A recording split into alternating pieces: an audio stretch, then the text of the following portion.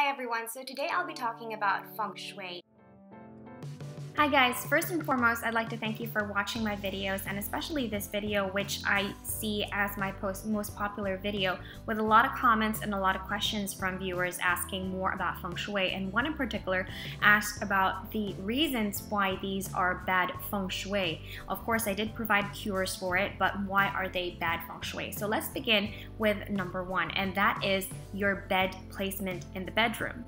So if you have your foot of the bed facing directly the door, this is what many Feng Shui experts would call the coffin position, but I prefer to actually call it the morgue position. I mean, if you go to any morgues, or perhaps you've seen one in CSI or in any movie, usually the corpse is positioned wherein their foot is facing the door of the actual compartment where they're in. And so in Feng Shui, you wouldn't want that representing your daily life, wherein every single day it seems like you're sleeping in the morgue position. So make sure as much as possible to move the foot of your bed away from the door, so that when someone opens the door to your bedroom, they're not looking directly at your feet like they would do with a corpse that's in the morgue.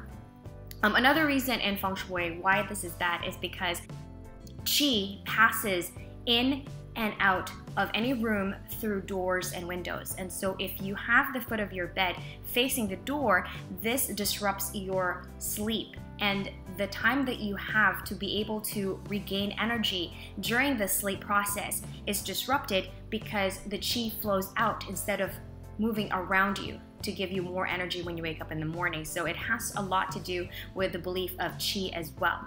So that explains the reason why the foot of the bed cannot be facing the door. Next one is the bed facing the window, and in particular, once again, the foot of the bed facing the window. So this is not a good Feng Shui position, because once again, because Qi flows in and out of any room through windows and doors, you're once again letting that Qi flow straight out instead of rotating and circling around you while you sleep, thereby giving you a more energized sleep when you wake up. So make sure you don't face the foot of your bed in front of a window. Another reason why, a Chinese friend of mine who's a very avid enthusiast of Feng Shui has told me before that if you have the foot of your bed facing the window, this is another association to being able to lose money quickly, wherein your money just flows out and it just continues to go out and you don't know where it's being spent, but somehow you can't keep and retain your finances. And so, I mean, it may not be true, but hey, if it's something that can give you peace of mind that at least you're not following it, then hopefully that will help you be able to have better control of your finances as well. So a lot of Feng Shui is not just based on the science of Qi and energy, but also on a lot of superstitious beliefs. So that's one of those beliefs. And the third is the head of the bed facing or under a window. So for example, if you have a window and then the headboard is against the window, that would fall under a bed that is under a window. So if you have a position that is like that, it's bad Feng Shui because once again, the Qi flows in and out through windows and doors in the room, and so while you're sleeping, the Qi, good Qi, flows out, straight out, instead of rotating around you, giving you a more restful sleep. Another reason why it's bad is because for couples, whether you are in a relationship, in a live-in relationship, or you are married, this is another indication that there will be many fights or arguments between the couple. And so no one would want to, consciously create an environment that is said to believe or said to be believed to create arguments. And so might as well, if you like to believe in Feng Shui, not to get the headboard of your bed under a window. Fourth is if your bedroom has a bed that is positioned in the middle of the room. And I was guilty of this when I was young, because I actually wanted a circular type bedroom and with a bed right in the middle, with no headboards or anything. But apparently that is bad Feng Shui, because when you don't have support on your head as a headboard, or you don't put your headboard against the wall, then this does not provide enough support for you when you sleep. And a perfect example of this would be, let's say you don't believe this right now. I suggest tonight, try to put your bed in the middle of the room. Or if your bed is too heavy, then you can get like a cushion or a mattress and place it in the middle of the room and try sleeping on that mattress without the mattress's head area against the wall. And I bet you're gonna feel a little bit uncomfortable. You're gonna feel like there's something behind you or there's someone on your side. It basically is a very vulnerable position. And you know, a lot of the Feng Shui belief also is associated with spirits and attracting good energies and not attracting bad energies. And so the bed in the middle of the room kind of gives us that feeling that we are inviting negative energies to just, you know, come at us, and that we are leaving ourselves vulnerable and open to that. So make sure that the head is supported by making sure that your bed is against the wall, which means the headboard is against the wall. Next is the electronics in the bedroom. So if you have electronics in the bedroom, and I'm talking about laptops, TV, radio, all those other things, mobile phones, I know that it's difficult to get your mobile phone out of the room because everyone has their mobile phone even when we go to the bathroom or do whatever. So one way to eliminate it is at least to keep bigger electronics that would be emitting more EMF.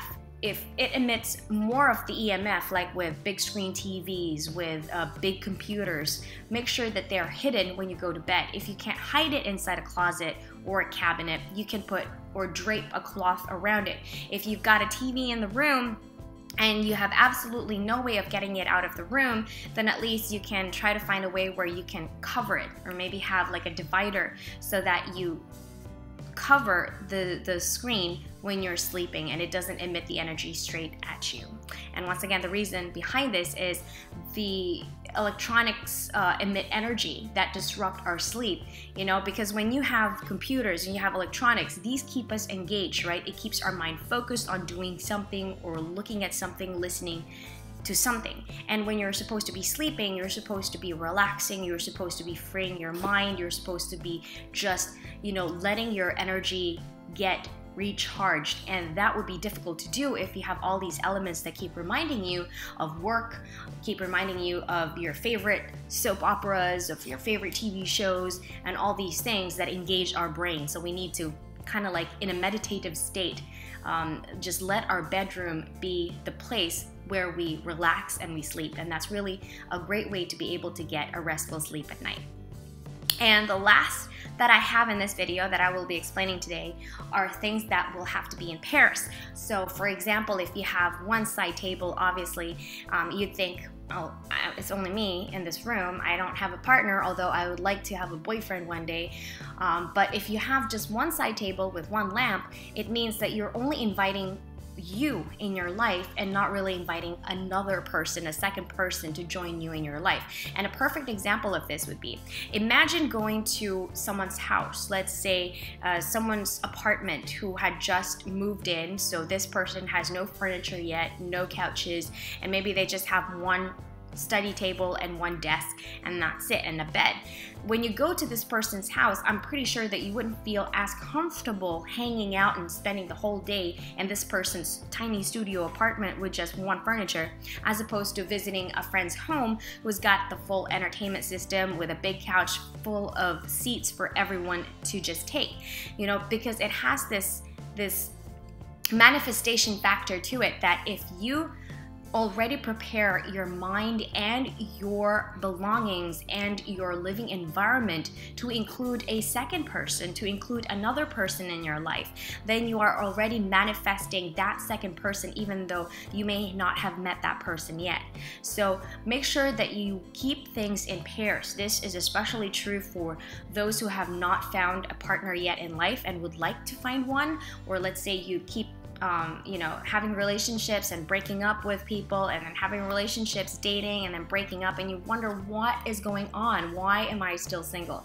And you want to be paired up. You want to finally find that person that you want to be able to spend the rest of your life with. Perhaps one thing that you're doing wrong is you're always manifesting a singular sort of living environment that just makes it difficult for that second person to actually feel like they belong or to feel like they could be part of your life. So prepare for it already by making sure everything is in pairs. You got 2 side tables, you got 2 couches for people to sit on if it's a singular couch that, you know, only fits 1 person. Another factor would be filling your space with pairs of things, like pairs of doves, or you could have a painting of a pair of dolphins, or, you know, what would be perfect are otters, because otters are said to be very monogamous and they stick with just 1 partner, so it's a definite symbol of love and everlasting partnership. So pairs of things, a pair of dolphins, a pair of elephants, a pair of dogs, a pair of everything. It could be paintings, figurines, it could be items. So start thinking pairs, thinking of pairs in your home, whether it's in your entire home or in your bedroom. Now, if you are already with a partner, then definitely this is still true, because you want to make sure that you keep your environment a welcoming environment, not just for you or your partner, but for the both of you together, so that you spend time together. Obviously, if you have 1 chair and your partner wants to stay with you, he'll have to stand the entire time if he doesn't have a chair, right? Which means he'll probably go somewhere else where he can sit down because he'll get tired, or, you know, you'll take turns, but then you wouldn't be together. So to deal with we prepare our surroundings to prepare the outcome of what happens to our lives. And so that is really the importance of keeping things in pairs. So I hope this video helped kind of explain a little bit about why these things are bad Feng Shui, and why it's important that if you believe in Feng Shui and would like to improve your life and improve your spirituality and your emotions about certain things, then, you know, this hopefully explains why this is so and what you can do about it. If you like this video, please give it a thumbs up, and if you have questions, feel free to comment below. I'll be more than happy to answer more questions about Feng Shui and anything else. And once again, thank you so much. Please subscribe to my channel. Bye.